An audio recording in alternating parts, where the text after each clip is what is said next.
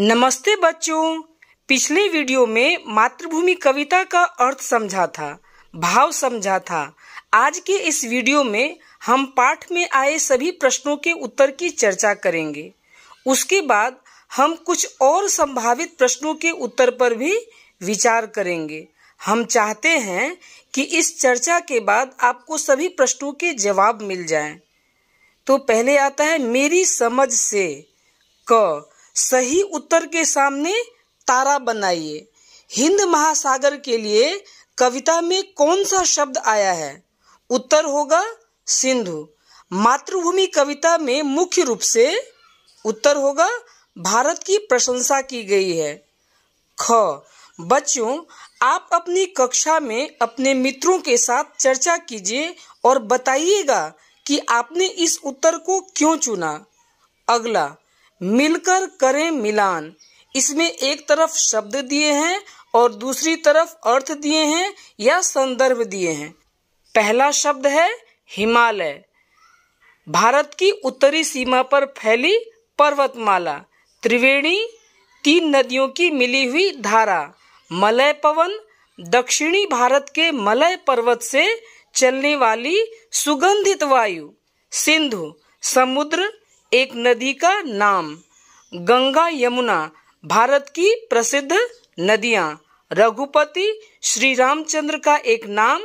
दशरथ के पुत्र श्री कृष्ण, वसुदेव के पुत्र वासुदेव। सीता, जनक की पुत्री जानकी। गीता, एक प्रसिद्ध और प्राचीन ग्रंथ श्रीमद् भगवत गीता।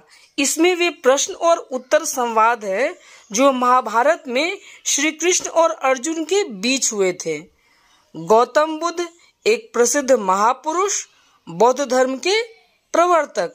आगे सोच विचार के लिए कविता को पढ़िए और इन प्रश्नों के उत्तर दीजिए। कोयल कहाँ रहती है? अमराइयाँ अर्थात आम के बगीचों में रहती है। तन मन कौन संवारती है? मलय पर्वत से आने वाली पवन तन मन को संवारती है। झरने कहाँ से झरते हैं?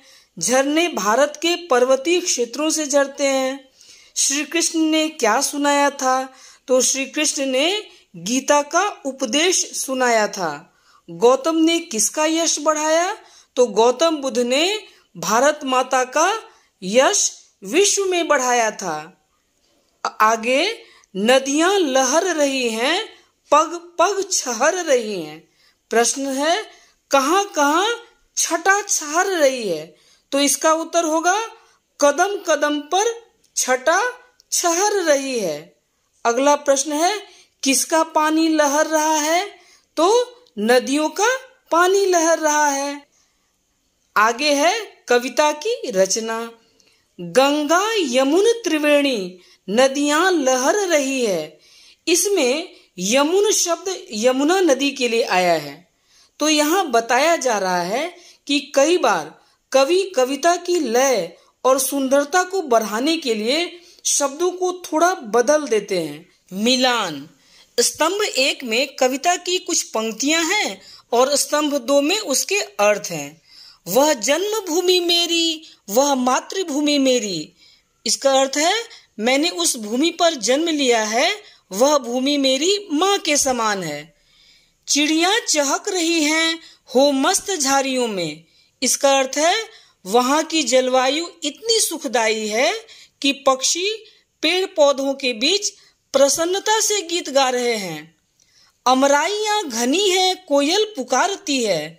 यहाँ आम के घने उद्यान हैं जिनमें कोयल आदि पक्षी चहचहा रहे हैं। अब यहाँ पर है शब्दों के रूप। जैसे यहाँ दिया है जगमग छटा निराली, पग पग छहर रही है।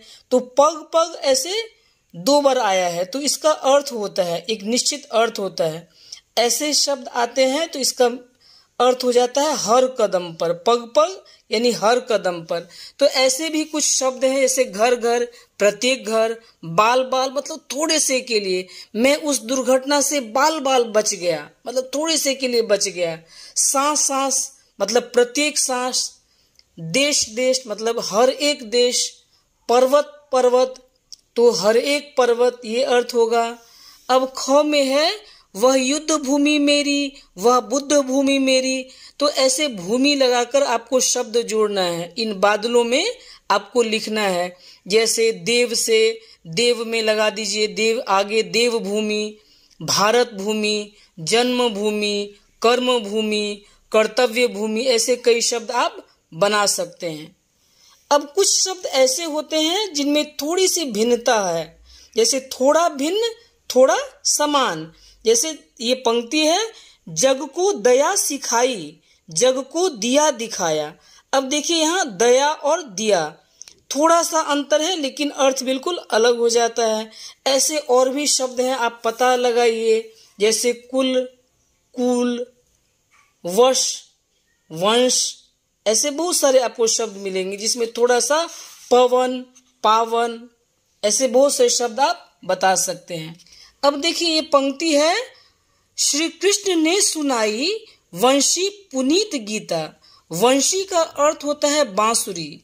बांसुरी एक ऐसा वाद्य है, एक ऐसा बाजा है जो मुंह से फूंक कर उसको बजाया जाता है। नीचे फूंक कर बजाने वाले कई ऐसे वाद्य यंत्र है। इस शब्द जाल में आपको ढूंढना है और इसमें लिखना है। आपकी सहायता के लिए जैसे एक अक्षर भी दिया हुआ है पहला, जैसे अ से हो जाएगा अलगोजा, बी से बीन, बा से बांसुरी, सी से इसमें ढूंढिए सी से कहाँ है सिंगी, श से हो जाएगा शहनाई, ना से हो जाएगा नाद स्वरम, भंग से देखिए कहाँ है, भंग से भंकोरा, शंख से शंख। आज की पहेली, अब इसमें अक्षर दिए हुए हैं, आप उन्हीं अक्षरों का प्रयोग करके शब्द बनाएंगे। मात्रा आप लगा सकते, जैसे ह म य ल तो हिमालय, ग से गंगा। आप खुद भी अपने मन से कोई शब्द और भी बना सकते हैं। भ त र तो भीतर, और भी कई शब्द बन सकते हैं। ल क य कोयल, प व न पवन बन जाएगा। अब पाठ से जुड़े कुछ संभावित प्रश्न। भारत की उत्तर दिशा में कौन सा पर्वत है? इसकी ऊंचाई देखकर क्या प्रतीत होता है?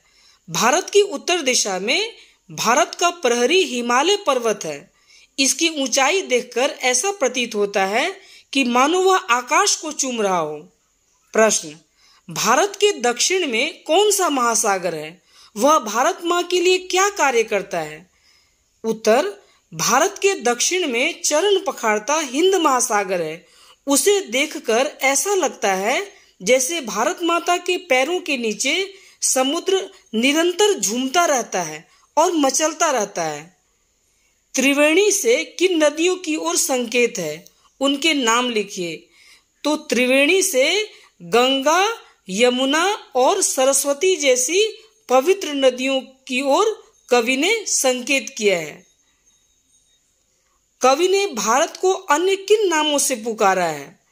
कवि ने भारत को पुण्य भूमि, जन्मभूमि, बुद्ध भूमि, युद्ध भूमि, स्वर्ण भूमि आदि नामों से पुकारा है।